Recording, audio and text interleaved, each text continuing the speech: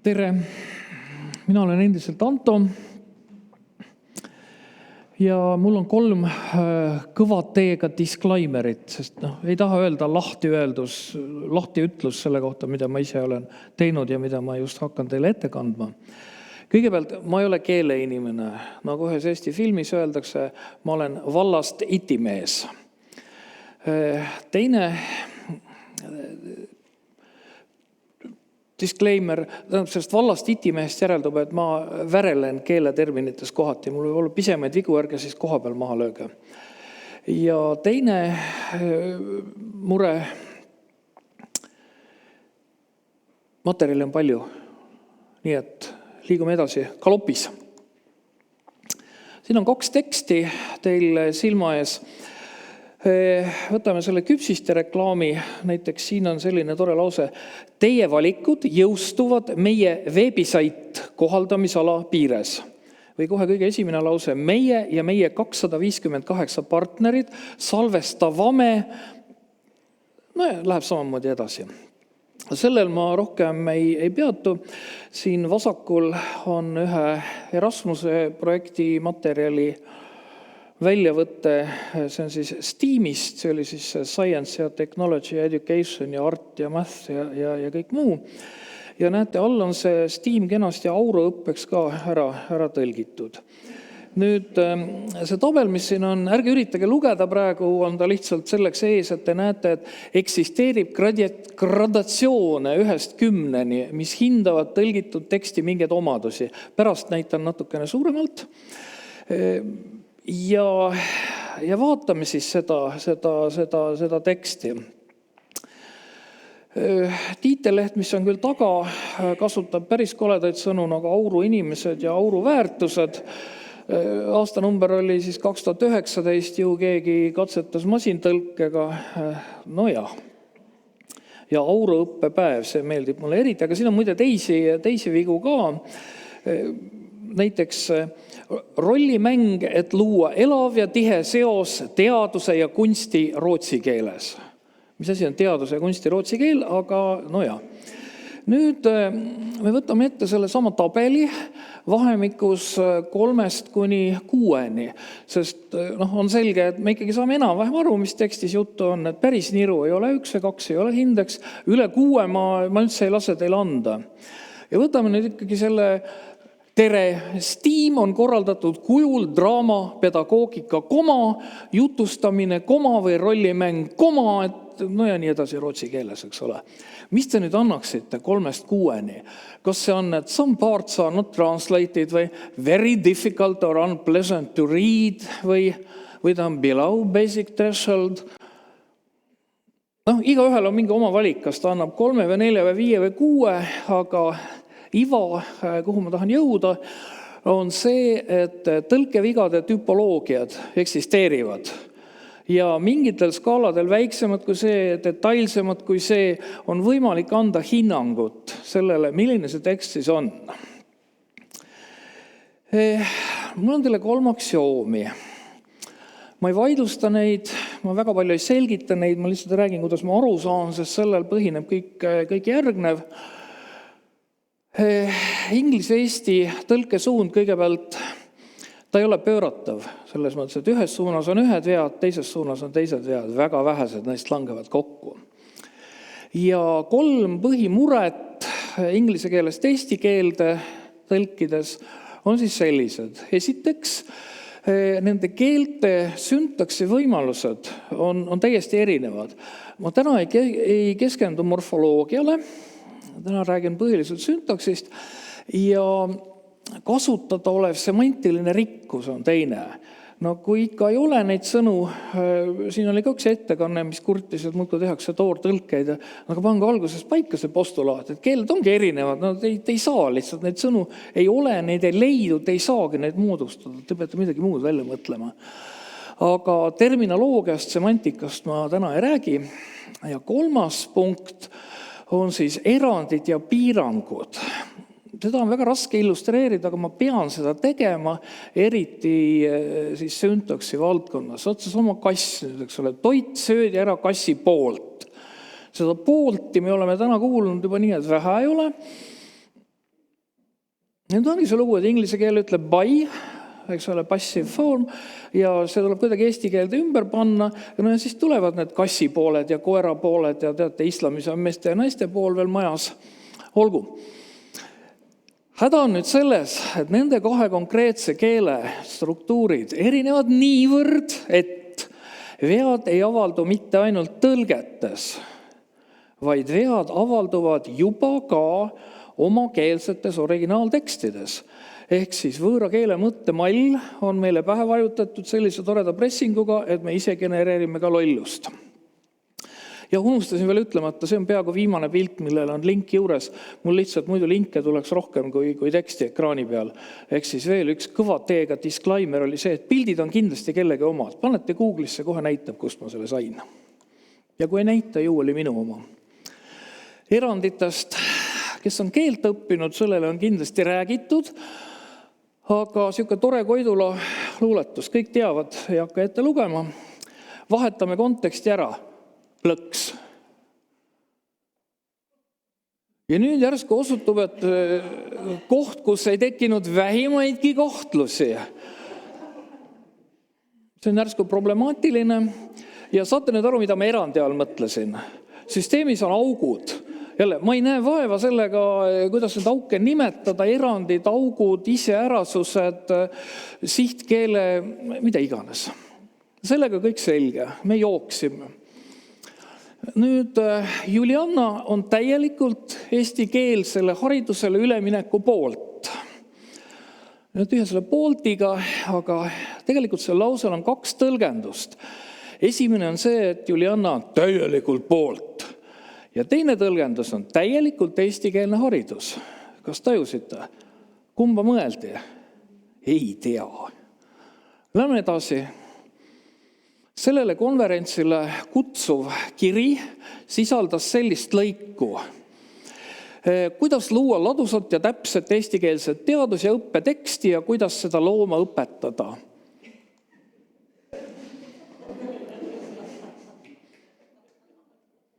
Hakkate aru saama, mida ma erandite all mõtlen. Ja eesti keele tänane seis on siis selline, et kaugus linnade vahel Haapsalu ja Virtsu avalikel teedel on vahemaa võrra koordinaadid on 48 kilomeetrit ja sellest üle saamiseks kaugus sõiduki keskmise kiirusega on 0,5 tööaeg. Eks ole, see on tegelikult, tähendab, vaadake, tõlkimine, lääne tüpoloogiad toovad sisse ka veebi ja mitte ilma asjata. Teil igahel on see tarkmees taskus. Nii et nii hull on see lugu. Ja olen siis saanud hakkama jubeda kangelasteoga, pakkunud välja Eesti esimese inglise-eesti tõlkevigade tüpoloogia, vähemasti selle esimese otsa. Ja kohe jälle disclaimer juurde, jah, ma tean, Elle on olemas ja ta täiesti töötab kuni keeletasemeni C1, aga tema reeglid pole avalikud ja mina nii palju koodi ei loe, et neid sealt kätte saada. Nii et see on nüüd see kõige põhilisem slaid ja sellega me edasi liigume.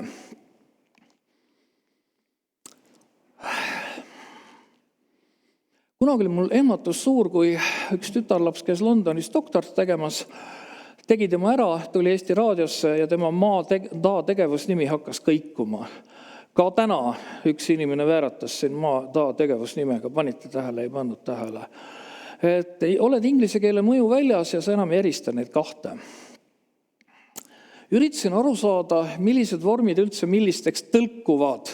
Leidsin, et inglise keeles on 6 sellist põhilist ja eesti keeles on neid tervelt 13, ehk siis nende joonte peal on 6, 6 ja 13. Ehk siis lähenen lihtsalt IT-keskselt, mind see ala, eks ole, üldse ei huvita. Mul on vaja mäppida, vastendada, 6 13. Ja kindlasti on mingid võimalused veel, mida ma ei märganud. See oli see, kust ma alustasin ja arvati, et ma kusagile jõudsin ka või. Ei jõudnud, sest tuli välja, et nende asjade nimetused eesti keeles ujuvad nii rängalt ringi, et mina diplomeeritud IT-analüütikuna ei olnud võimeline ennast neist läbi närima. Kas infinitiiv on see sama asi, mis tegevusnimi? Kas partitsiip on sama asi, mis kesksõna? Kumb see siis osastav kääne on, kas ta tegevusnimi või vat tegevusnimi? Üks allikas ütleb nii, teine ütleb naa. Ma ei jõua neid küsimusi loetleda, vaatate need pärast videost ja siin on kindlasti puudu need tuletusliidetega vormid, see mine sealhulgas ja teonimed, ehk siis tehnikas on väga palju, näiteks jooks ja jooksmine. Ja stiili mõttes on neid kogu aeg vaja eristada, et kas ta on üldtegevus või konkreetne tegevus. Nad peavad käima paaris. Ja ma ei jõudnud terminoloogiast kaugemale, sest ma tõesti ei tea, on ta nüüd mittefiniitne vorm või milleks see supiin siin veel on. Maailmas on teada üks meetod ja see on Backus-Nauri matemaatiliselt täpsed kirjeldused. Ma tahaks Eesti nende mittelõplike verbide kohta või verbivormide kohta, ma tahaks korralikku kirjeldust, see on Wikipeedias, seda ei ole mõtet pildistada. Ma tahaks sellise täpsusega kirjeldust. Või andke mul vähemalt sellise täpsusega kirjeldust, et siin on need, siin on need, siin on need, see katab seda, see kuulub sinna hulka, see ei kuulu sinna hulka. Nema ei ole. Võtan eesti keele grammatika, seal on osa, võtan mingisugused teadustööd, seal öeldakse, et vatt on osastav kääne, ühesõnaga see kõik hulgub mul ringi peas. Palun, kallid lingvistid, tehke keegi see ära, andke Backus-Nauri kirjeldus, siis ma saan edasi töötada selle kategooriaga. Aga kategooriaid on veel. Üks kõige oledamaid asju eesti keeles on osa- ja täissihitise eristamine. Juhan Viiding küll kirjutas toreda luuletuse, et ära korda oma isa vigu, vaid õpi keeled, kanna kübarad, laul tehti ka, aga tavaliselt sa ei räägi ju, sa ütled ikka, et õpi keeli, mitte kanna keeled. Siin on see täielikkuse mõte on sees, siin on selline poeedil on sügav tagamõte, milleni tuleb kaevuda. Ja mõned targad sõnad siia juurde, aga pildid. Himumõrvar piinas ja tappis naised. Kas ta tappis kõik naised või? Kas kontekst on enne määratud või? Peaks olema, et piinas naisi ja tappis naised. Ma olen rippunud keelenõu otsas, nad ütlevad, et sellisel juhul tuleb verbi korrata. Kordavad nad, jah. Järgmine mingist instruktsioonist ja see on juba teadus- ja tehnikatekst. Spetsialist loob ja järgib juhiseid. Loob juhiseid, natukene, eks ole. Loob juhised, täielikud oma alal, eks ole. Ja järgib neid, natuke järgib ja natuke ei järgi ka. Lähme edasi. Leedulastel tekib võimalus eluaseme laenu soodsamasse panka üle viia. Võimalus laenu üle viia tekib, aga võimalus laen üle viia võib siiski jääda millegi taha kinni. Tunnetate nüanssi, jah? Aga lähme edasi. Meedia käibemaksu saab ja tuleb tõstmata jätta. See on samast sarjast. Näete, jah? Geneetikutel õnnestus järjestada välja surnud Tasmania tiigrite RNA-d. Natukene üks pisike jupik õnnestus järjestada. Mida te kekkate siis? Järjestage ikka terve DNA või see RNA ära. Tippjuhtkonna tase peab turbeprotsessi algatama. Teine välde. Turbeprotsessi algatama ja nüüd turbeprotsessi kolmas välde haldama ja valvama. Ehk siis see on näide, kus üks sõna on korraga nii teises kui kolmandas vältes. Tehke järele. Võtame siis ühe poliitiku fraasi ka siit lõpus, see keskmine jääb teile koju. Võimalus müüa on alati olemas, aga kindlasti see ei saa ja ei peaks olema esimene valik. Ei saa olema esimene valik. Tore tõlge, pole midagi öelda. See muidu oli mitte eestlane, kes seda ütles. Võib-olla ta ei märganudki, mida ta eesti keeles ütles. Saate aru, kus siin koer on? Olla, olema. Tuleb tava ja maa tegevusnime korraldada. See ei ole muidugi enam täis ega osa sihitis, aga see on samast sarjast nali. Jätkame tüüpi aga number 3. Nominatiivne, genitiivne liitumine. Siin on kõik selge sellest slaidist, me saame väga kiiresti üle. Üks variant on õige, teine on vale. Värrisin punaseks need, mis valed on. Siin ma ei ole olnud täpne, mitte ainult us-lõpulised sõnad, vaid lihtsalt s-lõpulised sõnad all. Lihtsalt võtame teadmiseks. Välismaalased sellega hakkama ei saa. Elle toob selle ilusasti välja. Aga koolis seda ei õpetata. Selle pead ise avastama kogu aeg ninaga klõmps vastu müüri ja siis saad aru, et midagi on jälle valesti. Kõige lühem slaid. Tüüpviga number 4. Asesõna ankru tuvastamine või tuvastamatus. Aitäh Svenile, kes mulle tarkusõna õpetas, nagu anafoor ja katafoor ja viitealus ja kõik need muud sõnad. Aga võtame ühe praktilise lause.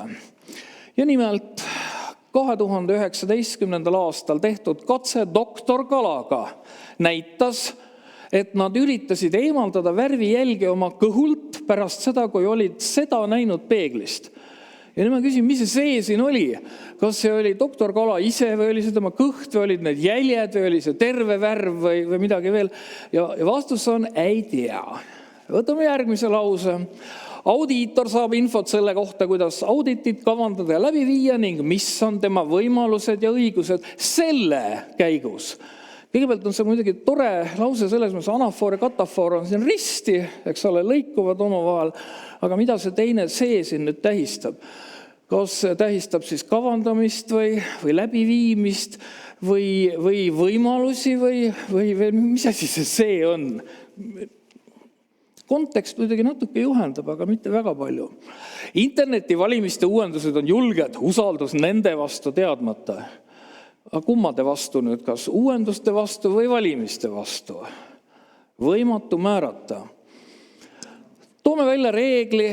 Reegel on see, et kui inglise keeles asesõna ankruks, see on minu mitteametlik termin, ehk siis viitealuseks selles kitsas situatsioonis, neid on palju laiemaid, on kas lause esimene nimisõna, ehk siis alus, inglise keeles on IEX struktuur, või selle või eelmise lause või ülemise lause verb, põhiverb, mis väljendab selle lause põhitegevust. Ainult need kaks saavad inglise keeles olla. Enamasti see loksub paika. Aga eesti keeles saab ükskõik missugune nimisõna olla. Ja see võimalus, et verb on, ei tule üldse pähe. Tegelikult ei peakski nii olema. Ja kui te veel näiteid tahates, kuidas infarkti ära hoida, tehke seda üks kord päevas. Ja siin on tegemist muidugi ajakirjandusliku klikitrikiga. Põhimõte ikka sama. Paide vallandas Voolaiu. Andsime tulemuste parandamiseks piisavalt aega, aga see ei õnnestunud. No ja mis nüüd ei õnnestunud? Kas aeg ei õnnestu? Aeg ebaõnnestus ilmselt. Olgu. Tüüpviga number 5. Vasak hargnevas keeles, kus täiendid on ees, tühik muudab tähendust. Panete kaks sõna kokku, teete liitsõna, tähendushierarhia juba muutus. Ma ei tea, kas on mõtet neid kommenteerida, see ostsillograafi tühik päikese, tühik vari, see on klassika siin juba 4 aastat vist tagasi. Ja siin prominendid ütlevad, küsivad, kas 4 tühikuusega võib randa minna, aga 4 kuusega, eks ole.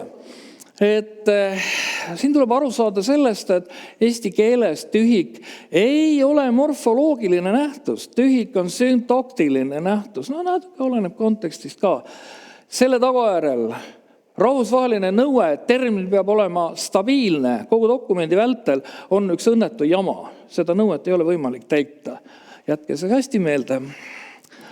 Ja nüüd me jõuame sujuvalt 6. tüüpveani, mis on lause fookuse või kui tahate teema, reema, defektid. See on natuke keerulisem teema, kellele meeldib ema, kellele tütar, aga targad sõnad on ka selle üles tähendatud, eks ole. On ju vahe, kolmapäeval olen ma Tartus või Tartus olen ma kolmapäeval. Aga öelge nüüd need mõlemad laused inglise keeles. No läheb juba natuke keeruliseks. Võib-olla keegi saab hakkama, aga mina ei saa. No oleme edasi. Jälle mingist käsulauast võimaldab sisse osta lihtsamad ja standardsemad lahendused. Aga pööraks selle nüüd ümber. Võimaldab lihtsamad ja standardsemad lahendused sisse osta. Ja kui sa vaatad, mis kontekst oli, siis kontekst oli just nimelt see väljastpoolt sisse ostu, third parties inglise keeles kontekst. Nii et pigem sedapidi. Sellega on keerulisem. Portugali tööandjad vastutavad rahaliselt sisserändajatest töötajate eest. Siin on nüüd küsimus, eks ole, see reema võib olla ees, see reema võib olla taga, siin on niisugused väiksed stilistilised nüansid, aga ma isegi ei suuda otsustada, kumb õige on. Aga mõtlemist jagub. Edasi läheb toredamaks. Üks teine poliitik ütles, et on taunimisväärne, kui kuluhüvitistega susserdatakse endale palgalisa tegemiseks. No siin on kontekst see, et kui mingil muul eesmärgil susserdada on kõik jumala okei, aga kuna palgalisa ripub meil reema koha peal, siis sellele otstarbel susserdada ei tohi, on ju? Lähme edasi. Kutsestandard, mida ma aitasin ka redigeerida, seal esialgne variant oli ning oskab selle alusel edaspidist enesearengu vajadust määratleda. No ja nüüd ta vaeseke istub oma selle 5. kategooriaga nurgas ja muudkui määratleb, aga tegelikult pidi ütlema hoopis, et oskab määratleda enesearengu vajadust. Ei ole ju keeruline, päris lihtne on. Lõpus on üks keerulisem näide, aga jätame selle kodutööks.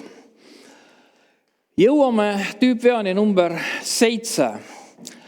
Ja 7. viga on tingitud sellest, et meil on omastav kääne.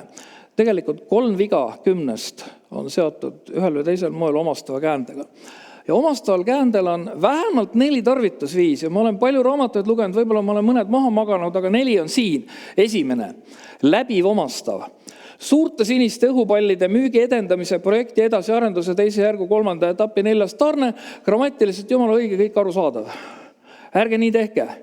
3 on maksimum. Niipea kui on 4 omadussõna, kriipsutage 1 maha. Teine kasutusviis on transiitkääne. Ehk siis nina taga käänete puhul eelnev omadussõna jääb omastavasse. No näiteks siniste hüppavate jänesteta poleks küüliku elul mõtet. No lambist konstrueeritud lause, aga näete, kuidas siniste hüppavad tee. Ei ole sinisteta hüppavateta jänesteta. On ju? Eks ole? On ju? Jah. Ja nüüd on veel 2 rolli ja need on mõlemad ühesugused. Vene GPS-i segamine. Aga kumb see nüüd on? Kas venelased segasid või venelasi segati? Vene GPS-i segamine. Te ei saa seda kindlaks teha. Ja nüüd millega see segadus lõpeb? Mingi amet ütleb, et traagiliste gaasiõnnetuste taga on inimeste omavoliline ebapädev ümberehitamine. Milline kasutusjuht 4? 3. omandus. On ju? Zelenski sõnul oli Mahachkalas tegemist Venemaa vihkamise kultuuriga. Kas nüüd vihati Venemaad ja vihkas Venemaad, eks ole, tähendab, on suvu ukral, toli unjevoi ukrali, eks ole, vene klassika. Et täiesti praktilised on need probleemid.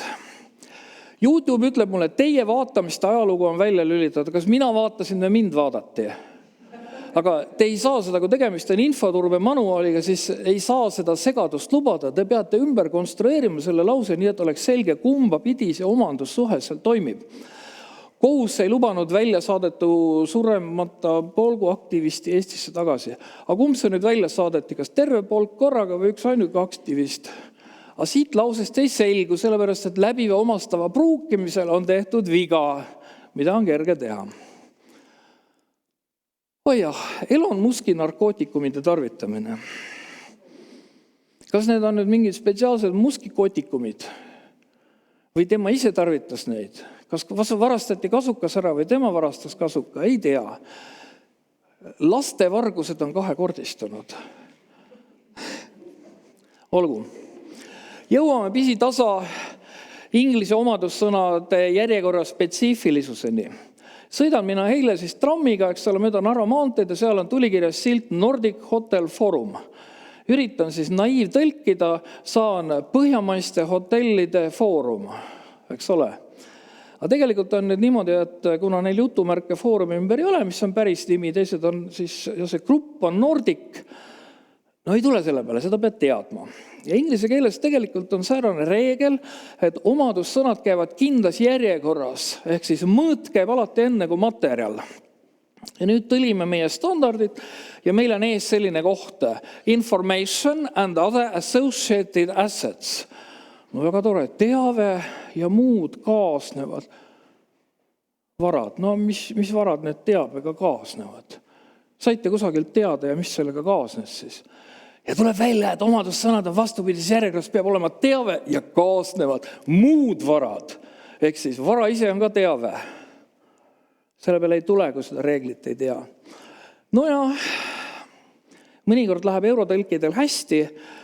One or more wallet secure cryptographic applications. Mina poleks suutnud seda ära tõlkida, nemad suutsid. Üks ja mitu kukru turvalist krüptorakendust. No muidugi võib arutada, et mis see on kukru turvaline, aga see on pisiasi. Tüüpviga number 9, lohakas lause hierarhia. Ma alustan loetelude efektist, kuigi tegelikult see on meil viga number 21 ja täna me ei räägi sellest, aga ikkagi sinised lambad ja jänesed.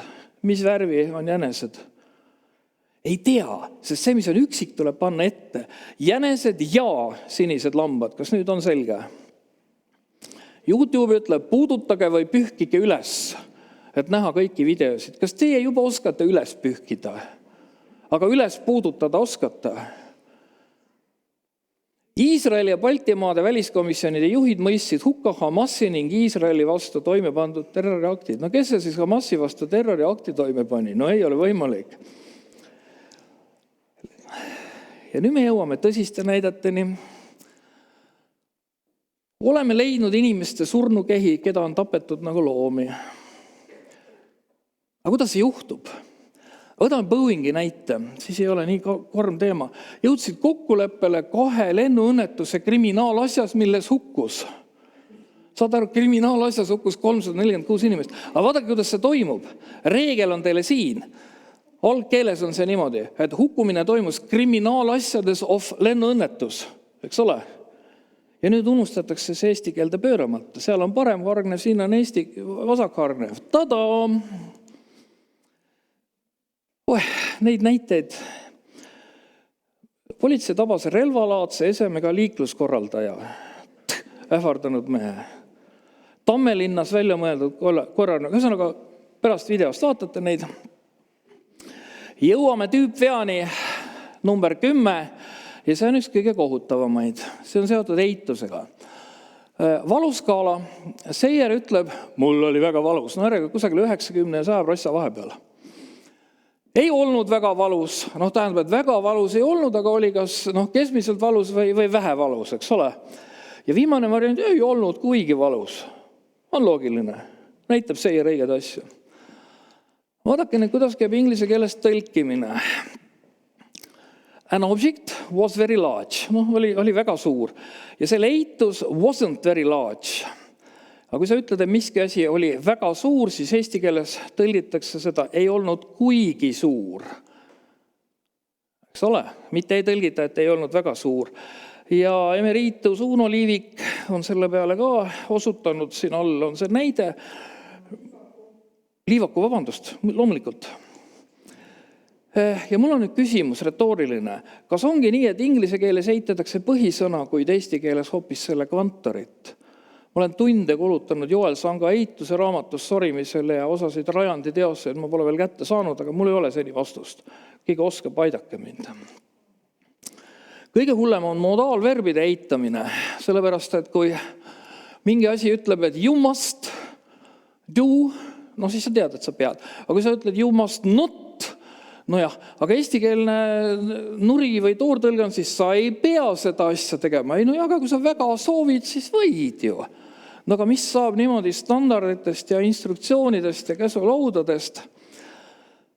ISO 9001 annab sellised modaalverbid, mis tõlget vajavad. Eestikeelne tõlge, näete, mei keerab lubamiseks, ainult läbi lubamise. Mõnikord on sest kasu, mõnikord ei ole. Üks foorum näiteks, seal on kõik tõlgitud võiks. Et sa võid postitada uusi teemasid siia foorumisse, nemad lubavad. Sa ei või kustutada. Mina ütleks eesti keeles, sa ei saa, aga maitse asi, igatahes on mille üle mõelda. Ja lisaks on eitusel veel üks probleem, see on sise- ja väliseituse suhe. Kui sa inglise keeles ütled, et I don't think you are, something või midagi, siis eesti keeles sa ütled otse, et ma arvan, et sa ei ole. Noh, see sama asi. Ehk siis ühel juhul on siseeitus, teisel juhul on väliseitus. Ei ole näinud selle kohta õpikutes midagi. Kokkuvõte, mis selle teemakomplekti eesmärk oli? Anda aimu teile, mis on need täppiskeele seisukohast kõige hullemad, mitte ajalehekeele, seal on top 10 hoopis teine.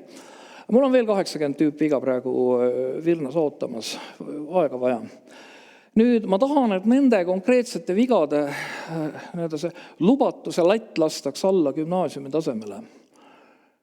Praegu see isegi ei ole doktori tasemel, see on kõrgemal. Ja mulle meeldiks, kui ei saaks heaks kiita ükski tõlge, mis neid 10 viga sisaldab. Need on kõige koledamad, sest need muudavad mõtet, need muudavad teksti mõtet. Igasugune täppistekst kaotab oma mõtte selle mõttemoonduse tagajärjel. Ja loomulikult siis teeme algust. Siin on kõik need 10 viga, mitte järjekorras, aga 4 esimest siin tabelis, mitte numbrite järgi, tahavad uurimist. 4 kollast on selgelt automatiseeritavad. Keegi, kes suudaks NLTK ja STNLTK omavahel sabapidi kokku ühendada, võib-olla annaks mingi resultaadi. See on niisugune poolkollane, võib-olla mitte. Ja inglise omadussõnadega pole muud teha, kui koolis õpetad, tõstad teadlikkust, õpivad ära, teisiti ei saa. Ja muidu te ütlete, et ma pole midagi välja pakkunud ja ma olen. Kiire ülevaade järgmisest 11 murest. See on muide väga huvitavad asju, nagu kasutaja intellekti šokeerimine liigsete metapostidega. Eriti Microsofti tekstides on see kogu aeg, seal igal sammul meenutatakse, kus sa tulid, kus sa oled, kus sa pärit oled, et sul on eestikeelne variant, et sa oled muidu vildakas. Loomulike limiitide ületamine, nagu see sama läbiva omastava kordsus. Näited. Nooruk rippus eluohtlikul moel liikuva rongi küljes. Kuidas see võimalik on? Aga sellepärast, et eesti keele syntaksi struktuur võimaldab seda. Vähe sellest, eesti keele syntaks võimaldab omadussõna ja määrust tarvitada üksteise asemel, nii et vähemalt keskmine inimene ei saa aru, et reeglile rikutud. Vajatakse kiiresti koristajat, minu lemmik 99. aastast. Keda või mida vajatakse? Ja siis on muidugi see intellectual property. Ma ei tea, mis asjad need kõnelindistamise kirstud on ja tagasikoolid. Ja mina ütleks nii, et vist enam keegi ei saa nägu teha, et midagi ei toimu. Et meile ei ole Indo-Euroopa keeled sisse sõitnud. Ja mina ei usu, et ilma oluliselt tugevama keelekorralduse järele valveta saaks edasi liikuda. Teate, mis ma esimesena teeks? Kui liitsõnas on rohkem kui 3 komponenti, ma paneks sidekriipsu vahele. Teate, kui palju selgust saabus selle tagajärjel. Ja jõuda hetkel ja uinudes palun mängige mõttega, et üks hetk me keerame oma keeleseisu tagasi 99. aastasse. See on see koht, kus inglise keele mõju ei olnud veel piisavalt tugevalt avaldunud. Tänud!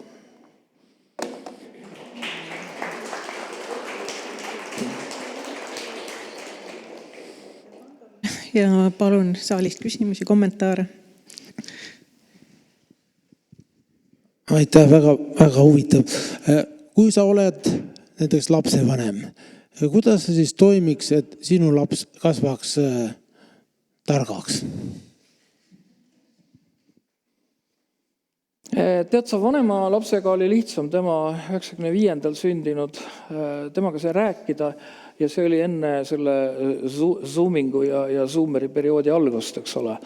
Ja 2000 ilmselt käis plõks ära, teine laps on 2004 sündinud ja ta isegi näita mulle. Ma näen 3 meetri kauguselt, nii kui ma lähemale tulen, ta on küll juba üle 20, nii et ega ma ei hakkagi teda enam kontrollima, aga ta ei ole kunagi ligi lasknud, mul ei ole vähimatki võimalust olnud näha, mida ta teeb. Et ei tea, selles olukorras, kus tarkmees taskus tegeleb kasvatamisega. Muide, minu ennustus oli ju, et 15 aasta pärast pannakse algklasside ette need presentation robotid, mis siis hakkavad mõne eliitõpetaja näo ja häälega siis täpselt ühesuguseid inimesekesi ette valmistama. Vaat siis te näete seda tõelist tarkust alles, mis tulema hakkab.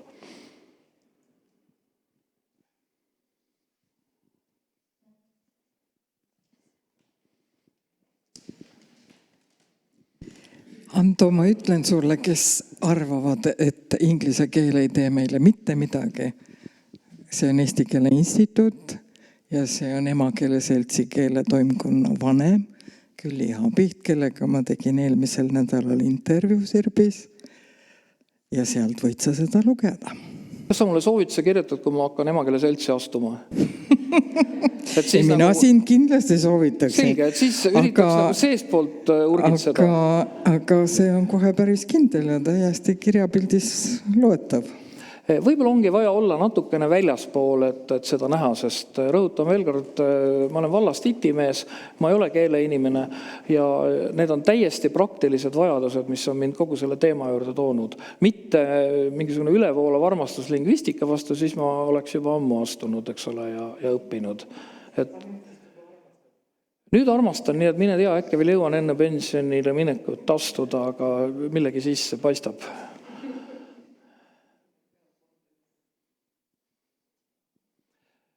Presentatsioon on PDF-i kujul saadaval.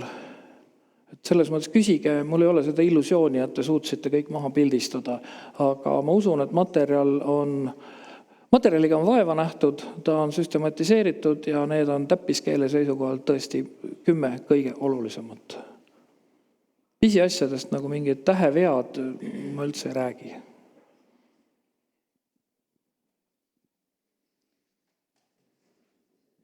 Tänud! Suur tänu Antole veel kord.